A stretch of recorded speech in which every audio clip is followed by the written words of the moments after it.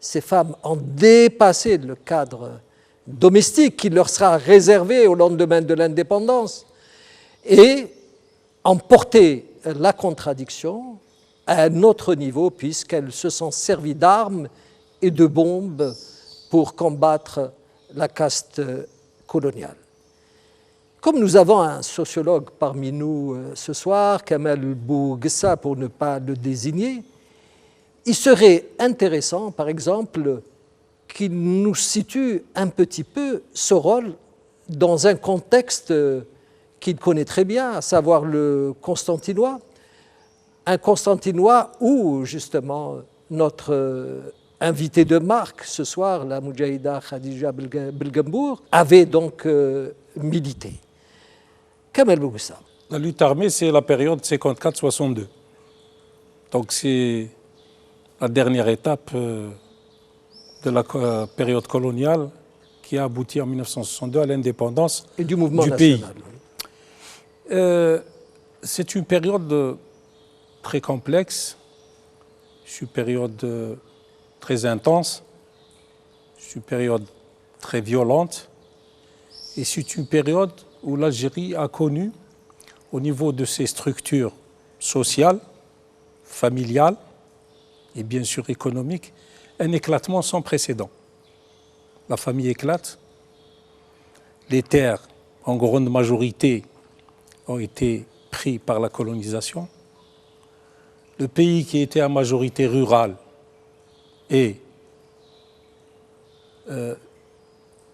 abandonné à lui-même, éparpillé à travers le territoire national. Quand il n'était pas parqué dans des centres de regroupement. On va y venir. Contraint à émigrer dans les villes, petites, moyennes, pour y chercher un gîte et surtout pour fuir les conditions extrêmement difficiles et violentes et militaires qui existaient dans les campagnes algériennes. Parce qu'il faut se souvenir que la grande partie de la Révolution a été essentiellement prise en charge par la paysannerie algérienne.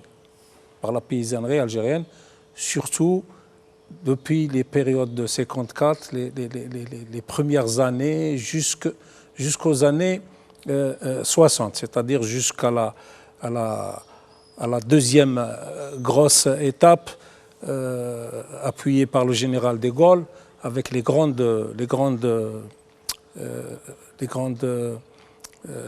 offensives, les grandes opérations et offensives, pierres précieuses, diamants bleus, etc., et qui ont donné une orientation nouvelle à la lutte de libération nationale et qui ont élu la plupart des cités et des villes algériennes en les entraînant vers une participation plus massive et plus forte dans la lutte pour la libération nationale. Donc la femme, de ce point de vue-là, progressivement, après les débuts, les premiers balbutiements de 1954, la révolution s'organise, l'encadrement des masses paysannes s'organise, les femmes, progressivement, vont prendre de plus en plus d'importance et un rôle aussi émérite dans la révolution nationale. Les participations sont multiples. Je sais qu'il y a une vision de certaines personnes qui ne voient qu'un aspect des choses, c'est-à-dire l'aspect le plus militaire, la participation des femmes dans la lutte de libération, mais en tant que moudjahida, en tant que femmes qui portent les armes. Mais une révolution, ce n'est pas seulement les gens qui portent les armes. C'est aussi les gens qui collectent de l'argent, c'est les infirmiers et les médecins qui sauvent des vies humaines, c'est les liaisons, c'est ceux qui font le renseignement, c'est ceux qui se déplacent, c'est un ensemble complexe, mais qui fait que sans son existence, je crois qu'il n'y a pas de victoire. Donc la femme algérienne, à ce niveau-là, a eu la possibilité petit à petit de participer d'une manière multiforme. Hélas, il n'y a pas une connaissance approfondie de ces faits. Ces faits ne sont pas, on ne les retrouve pas, par exemple, dans des mémoires, dans des thèses, ou en tout cas pas beaucoup, en tout cas, dans des enquêtes. Et là, je pense que c'est un pari à tenir. C'est un pari à tenir, mais hélas, l'université, y compris dans ses sections historiques, sociologiques, etc., à travers le territoire national, maintenant il y a beaucoup d'universités, pratiquement une dans chaque ville, c'est un peu plus que la moitié des wilayas d'Algérie qui possèdent une université, mais on n'a pas relevé ce défi. Il n'y a pas de relèvement de ce genre de défi, et je crois qu'il est grand temps d'infléchir un peu ce type de situation. Donc on a besoin de monographie, on a besoin de relater ces faits, on a besoin d'entendre des témoignages. Hein. Ça me rappelle à l'époque un bouleversement qui a été fait par un roman que nous avait enseigné à l'université d'Alger, Les enfants de Sangès, qui était une orientation assez spécifique et qui a promu le témoignage au rang de source importante. Donc on a besoin de beaucoup de genres de romans de Sanchez sur les expériences des unes et des autres dans la révolution, dans la lutte de libération nationale. Je voudrais citer à ce propos une petite anecdote qui m'a été racontée par le colonel Saout al-Arab, Ami Saleh Boubnidar, Allah yarhamou. Vous parlez tout à l'heure des regroupements, dans les camps de regroupement, que Michel Cornatan a bien analysé dans son ouvrage sur les camps de regroupement. Et à un moment, c'était justement à peu près à la période où le général de Gaulle avait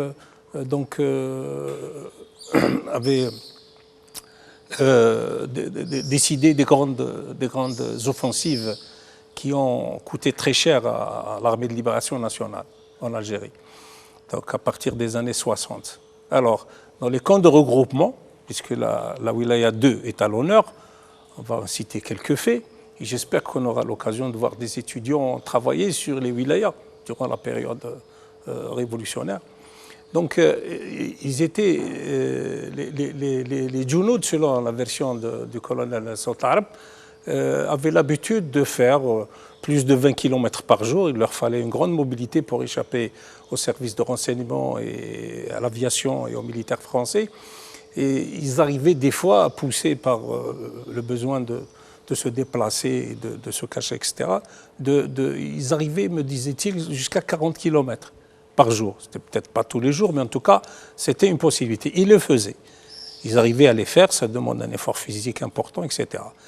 Et il m'a dit qu'à partir du moment où il y avait les camps de regroupement, ils n'arrivaient plus, les Djounoud étaient fatigués. Ils faisaient 5 km, 6 km, ils s'étalaient par terre. Et alors c'était, premier jour, deuxième jour, une semaine, c'était inquiétant. Il avait chargé un médecin qui était dans la wilaya 2, il lui a dit « faites-moi une enquête rapidement ».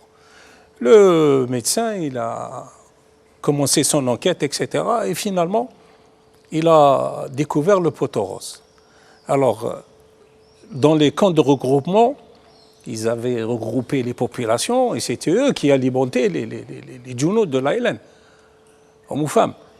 Et il y avait une telle surveillance que les galettes qu'ils faisaient pour les Djounoud et qui sortaient clandestinement sous les barbelés, etc., elles étaient faites, mais sans un produit essentiel. Ce produit, c'était le sel.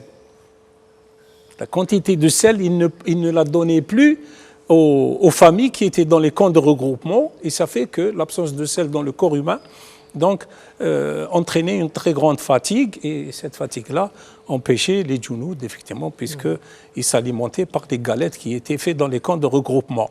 Et il y avait deux personnes qui étaient montées au maquis pendant ces années-là, et sur le PC de la zone 2, le PC de la wilaya 2, c'est une zone du côté de Kolo, il n'y a aucun moyen d'accès, ni par route, ni par mer. Et donc il avait envoyé les deux Djounoud Il leur avait, avec les ânes et les mulets, etc., des grandes bonbonnes et tout le matériel nécessaire. Leur rôle était de faire bouillir l'eau de la mer et de récolter le sel, de le mettre dans des sacs et de le renvoyer en haut au PC. Et eux étaient chargés, les Junud étaient chargés, de l'ALN était chargé de le donner clandestinement donc, aux familles qui étaient dans les camps de regroupement. Et ainsi, ils ont pu rétablir, je termine cette anecdote, alors après l'indépendance, ces Junud sont venus, ils ont vu le colonel Boublider, ils étaient timides, c'était des grands gaillards. Ils leur ont dit, mon colonel, est-ce que c'est possible de dire que nous avons au moins tiré quelques balles durant la période révolutionnaire?